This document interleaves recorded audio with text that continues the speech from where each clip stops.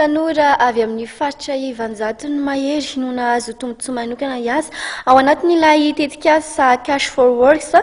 no ny fiaraha-miasa teo amin'ny PNUD sy ny SAMVA indrindra moa natao ho fanadiovana ny tanàna n'Antananarivo.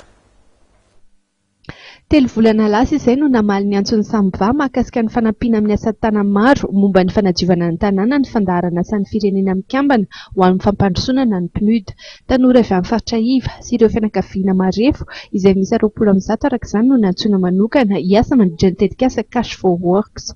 Miasa enora isan'andro miaraka amin'ny SAMVA amin'ny fanadiovana ny tanàna ireo tanora ireo ary omena karama $10 isan'andro. Resaka fampandrosoana no tena ataon'ny PNUD.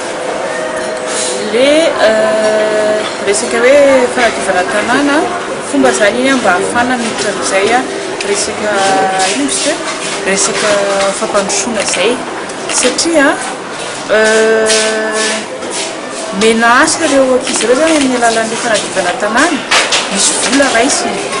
le cash amin'ny alalan'ilay système Cash for Work moa zany nanaovana anazy izay ahafahany mively isan'andro fa ao ambadiky nio zavatra io zany tena ataon'ny izay resaka fampandrosoana izay le hoe efa tapitra zany satria fotoana 3 volana no nanaovana izy efa tapitra izay 3 volana izay dia ny fanarahana zany am'ilay ireo hoe nangana tetikasa izy amin'ny alalan'ny tahiry izay natao zany nandritran'izay asa 3 volana izay dia iny tahiry iny zany no entiny amorona zavatra ho an'ny tenany amin'izao voalohany izao aloha izy mety ohatrany hoe mety amin'ny vola fa ampiana izany hoe accompagnena zany ireo ankizy ireo amin'izay fanatanterahana na izay tetikasany izay. Naharitra 3 volana ny asa izay nitanteran'ireo tanora izay lasa 300 taty aoriana satria niala ny 17 tamin'izy ireo. Tsy vitsy tamin'ireo ankizy no nilaza fa nahazo tombony tamin'ilay atrikasa. Amiko manokana aloha tanatin'ilay 3 volana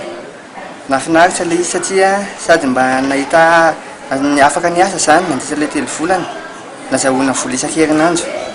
Ilay vola koa tamin'izay mba ara-dalàna tsara tsy maintsy tonga ara-dalàna moa misy vola ilay mipetraka amin'ny motiva ilay amin'ny tetikasa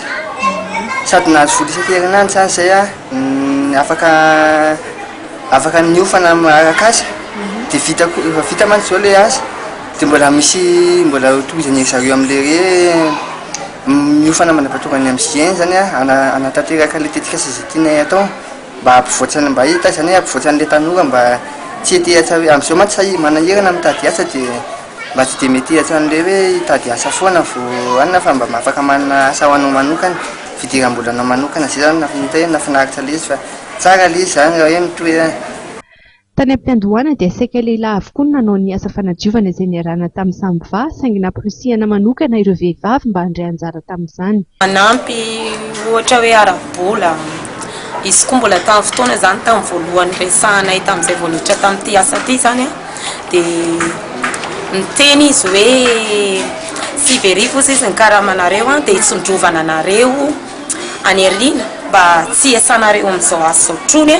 dia ho amprimany amin'ny motiva ny atrasa-bola dia ny sasany ho alainareo ka mahafinaritra be zany izay sosokevitra naminanay izay fa zao zao izay afaka ohatrany hoe mamelabelatra an'ilay tetikasanay zany izay efa nanaovanay formation tao anatin'ny 3 volana tao anatin'ny 3 volana izay sady miasa atrefa miasa eny misy formation ataony nampianariny anay.